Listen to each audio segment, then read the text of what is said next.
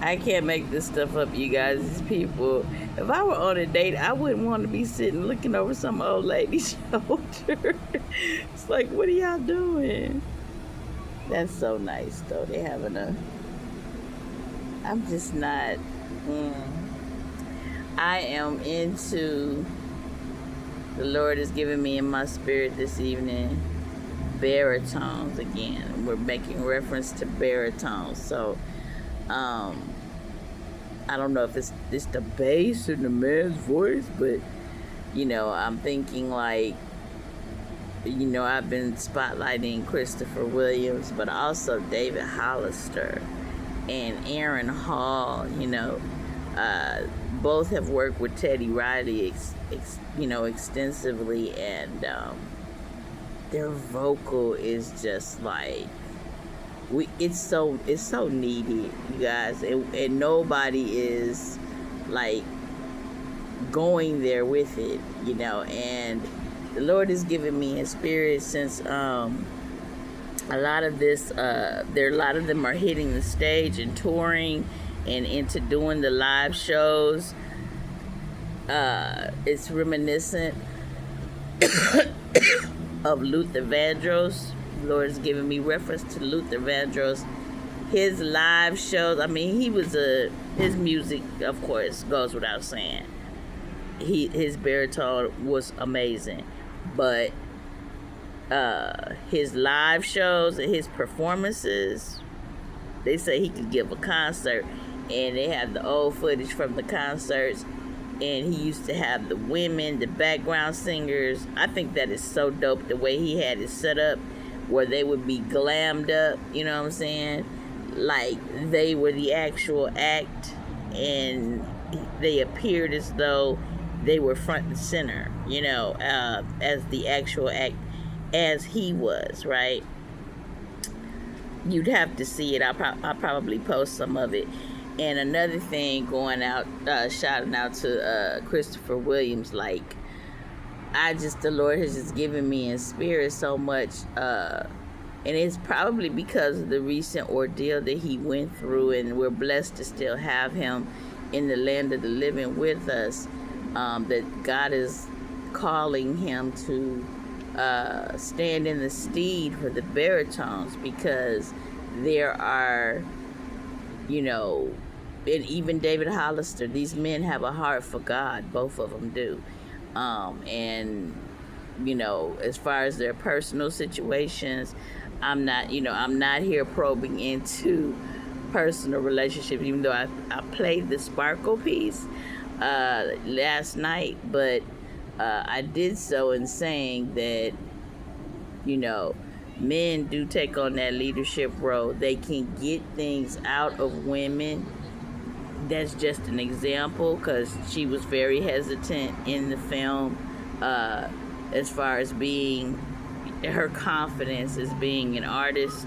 And if it wasn't for Styx, the character Styx, played by Philip Michael Thomas, and the character Sparkle, which was played by Irene Cara, may she rest in peace, she would not have reached the heights that she had since the loss of her sister. So it goes to show the human element and the dynamics that go into the gift of song, and how it touches our lives and helps us to express emotion, so that we can move past the hard times and the hard things. But yeah, Christopher Williams, he has that acting piece. I'm telling y'all, I just think a lot of and he said he was working with Charlie Wilson. So Charlie, of course, being of the Gap Band, initially, Gap Band fame, and then of course his solo as a singer himself, also just a voice, which others that came behind him are reminiscent of him, such as Aaron Hall and R. Kelly. So everybody be talking about well, who's the king of R&B? Well, if you really want to go, you really want to have that conversation, we got to take it back to Eddie Levert. You know what I'm saying? When you start talking about baritones, the baritone is indeed missing, and people are probably like, "Why is she?" I'm telling you, when you have someone significant as Barry White that can touch anybody, and he was a solo act from the beginning and worked with orchestras, we need to see our baritones elevated to that level back in on the center stage. And I believe that these gentlemen can carry that. They have that because they're seasoned now. They were always amazing when they were young, and handsome and all of that. But that vocal, and David Hollister has that it came from the church. It was birthed. You could tell how it was birthed out of the church. But yeah, we need our baritones because they're not being represented. I love our tenors and I love our second altos and men that can sing in the falsetto and the soprano, but it's like that baritone is so needed. It's like a masculine bass voice. The world is like it's grounding to the masses. It's something about the bass, and we are missing that. And so, calling for. I don't see the introduction of any new baritones in this generation. Of course, it's something that we have to focus on, and God had been having me. So it isn't like everybody like, oh, she thinks she gonna get Christopher Williams. No, it's not. Although I am a fan, as you see the women fawning all over him. Of course, Chris was, because he was so fine. Y'all see. Not to say that he's not a nice looking gentleman now, but I think that if you were going to style these gentlemen, if I was a stylist for these men, I definitely would. I think about people like John Forsythe that was in Dynasty. So it's not like you can't take a seasoned gentleman and have him fly. You know what I'm saying? And then we have these gentlemen now too that have their groups that they have, a social groups that are representing with the gray. The gray mystique and real openly wearing their gray hair and showing how it can be distinguished on men as they age. Honey, when we were growing up, gray hair on men just looked good. It was just, it still does. Like, oh my, it's just something that distinguishes them. It's some men that don't even look as good until they actually, it's like men when they have facial hair, and some men, they just don't look the same with it, and some, without it. If they are not wearing it, they just don't look the same. You know what I'm saying? It's like the same essence isn't there, but you put that facial hair on them, you'd be like, oh, well, man, or the 5 o'clock shadow, is that what they call it? So I'd say a stylist or a barber, I could see Chris just really, because I think about the gentlemen that do have that social club, and I could see Chris in that way, in that he just needs to write someone that knows how to really put it together, give him a distinguished, not to say that he doesn't look good now, that's not what I'm saying.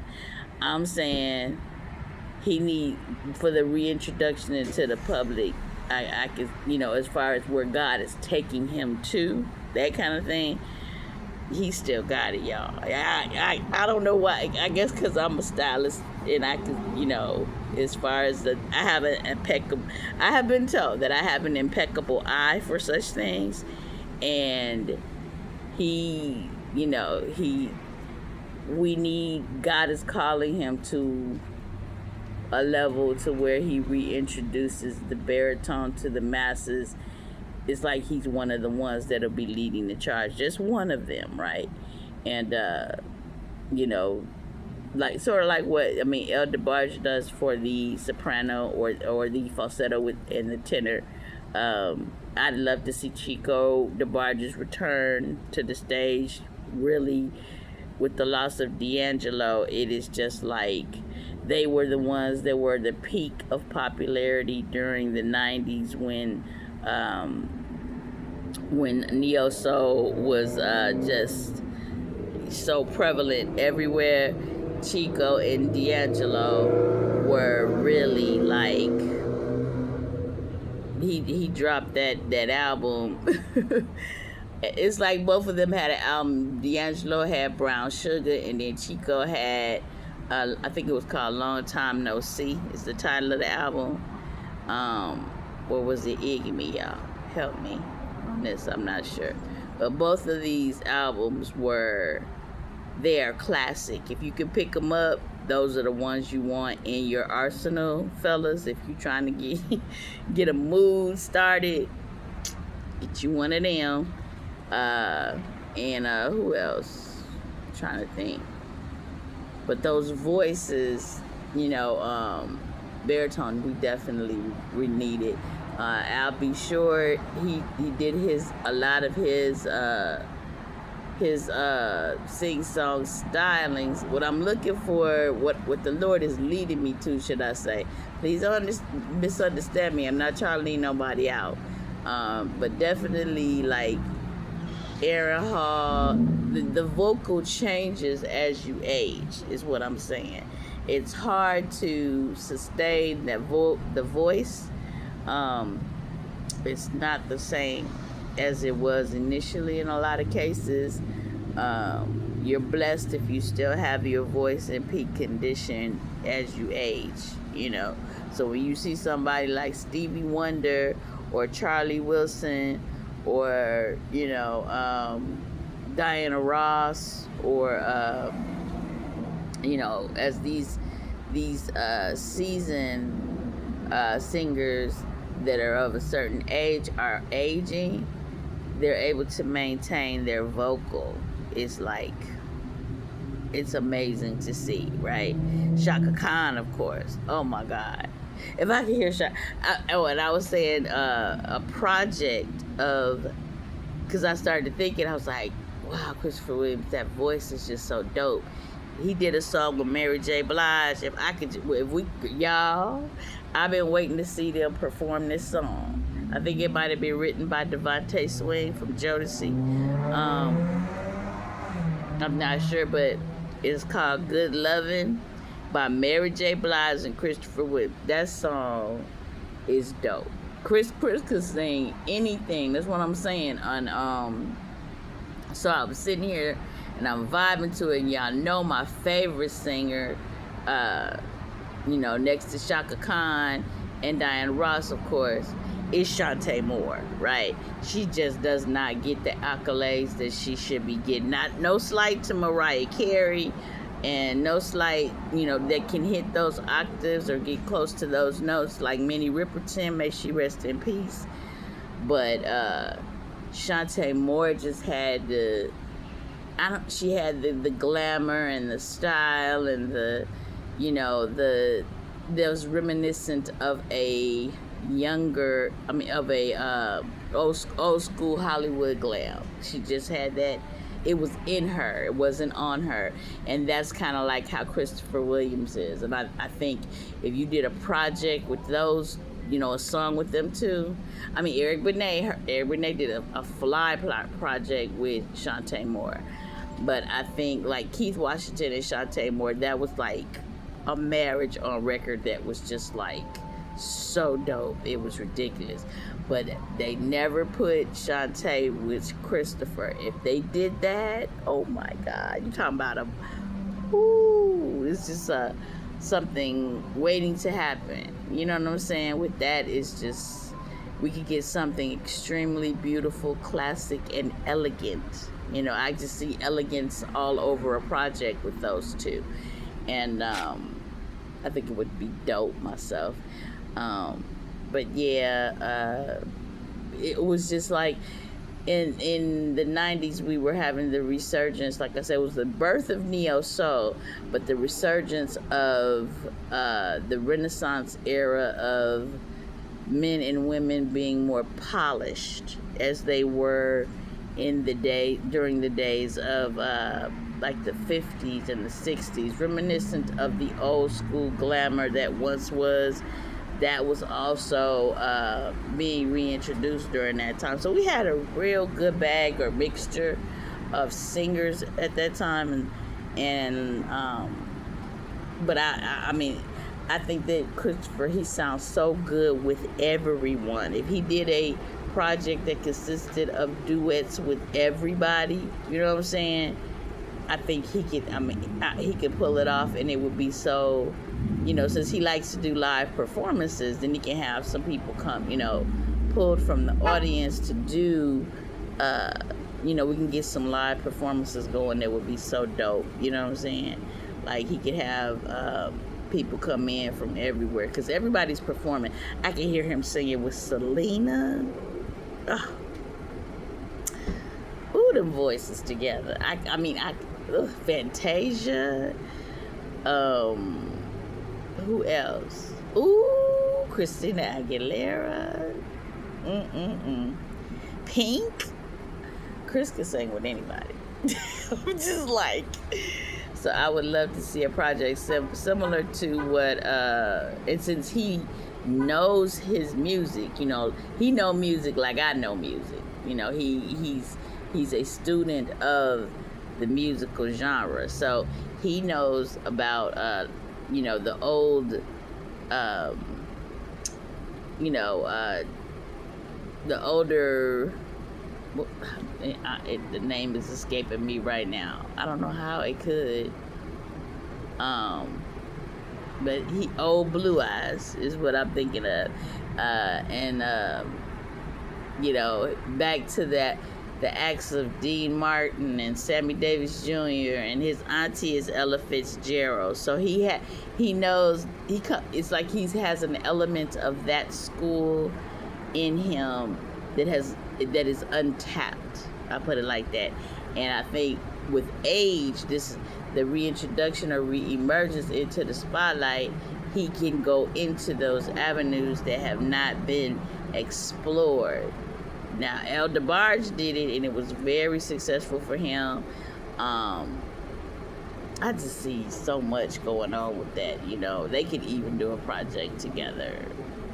El and if you wanted to reassemble something that was more like a Temptations kind of thing, I think it would be so dope.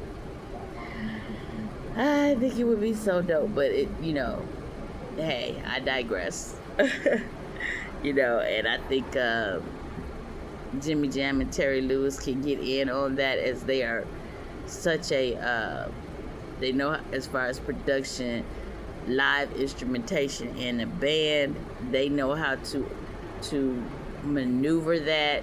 I can see them working with Christopher and bringing about such a project. I just have so many ideas, as y'all see. It would be so dope, man. I'm just like, wow. I can see that happening. And I can see Teddy Riley, of course, doing some work with them too. But definitely David Hollister and Aaron Hall and Christopher Williams, and let's get our baritones back out here, y'all. And as a season set of elders is what I'm showing. So what I'm saying, so that the younger set, while grooming a new acts that will be coming out, that would be bringing forth the baritone, because we don't see it a lot, y'all. We don't. Not even on shows like American Idol and places like that, where they're combing the country for new artists and new acts, that you seldom see somebody that's a baritone coming in and singing on those shows like The Voice, and you know what I'm saying. We need some baritones to be represented.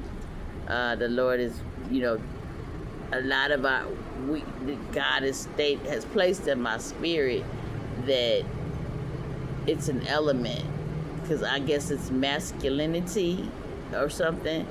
It's not saying as far as your sexuality. This has nothing to do with that for the LGBTQ standpoint. The baritone is like it I don't know, it's something grounding about that vocal stylings of those that have a baritone voice. And when a man speaks and his baritone is just like, it does something to the world. It does something to men as fathers. You hear that bass drop when daddy say something in his voice, it still resonates, like when a man starts to speak, it's like E.F. Hutton, everybody listen. I don't know if y'all remember that old marketing campaign, but everybody listens, right? We need the reintroduction of that, and more of that to be seen, and as far as heard. But y'all continue to be blessed to be you, and all you're getting, get understanding. So we better understand each other and as people. Y'all continue to be blessed and just be you.